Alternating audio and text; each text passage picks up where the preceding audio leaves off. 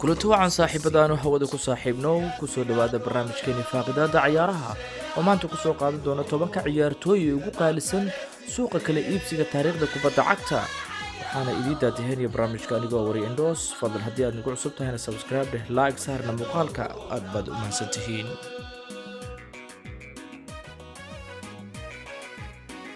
aan ku bilaabay suuqa kala iibsiga taariikhda kubadda cagta ciyaartooyga ugu qaalisanaa wuxuu ahaa Neymar oo Barcelona laga wareegay 2017 waxaana lagu wareegay adduun lacageed oo gaaraya 263 milyan oo dollar oo ay bixiyeen kooxda PSG milkiilaha kooxdaasi ee reer Qatar Nasser Al Khelaifi kaalinta labaadna waxa ku jira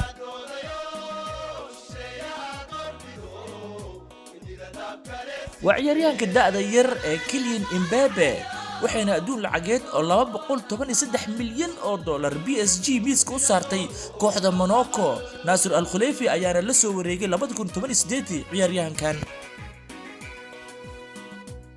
kaalinta saddexaadna waxa ku jira ciyaaryahan Philippe Coutinho Liverpool ay Barcelona kala soo wareegtay 2018 iyadoo ku soo gadatay adduun lacageed oo gaaraya 181 milyan oo dollar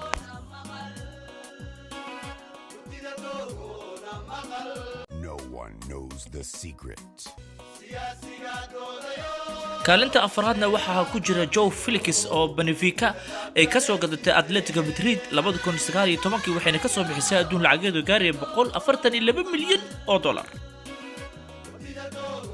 kaalinta shanaadna waxa ku jira ciyaaryahan Antonio Griezmann oo Barcelona ay kala soo wareegtay Atletico Madrid 2019 waxayna ka soo bixisay adduun lacageed oo gaaraya 136 milyan oo dollar ciyaaryahanka Gareth Bale ayaa kaalinta lixaad ku jiro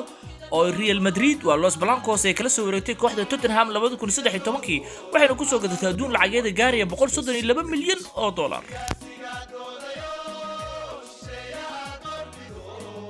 kaalinta toddobaadna waxa ku jira ciyaaryahanka reer France waa Ousmane Dembele Barcelona ayaana kala soo wareegtay naadiga Borussia Dortmund waxayna ka soo bixisay 125 milyan oo dollar sanadkii markuu ahaa 2017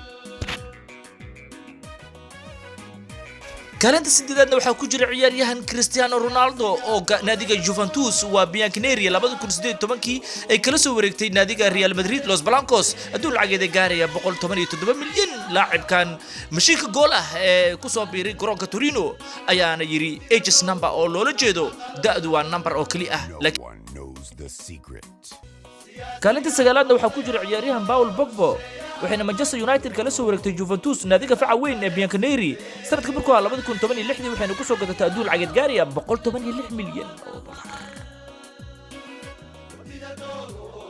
ciyaaryahanka Hazard ayaa lambarka 10aad galay waana qodobka ugu dambeeya barnaamijkeena faaqidaada ciyaaraha Hazard ayaana Real Madrid 2019 waxay kala soo wareegtay naadiga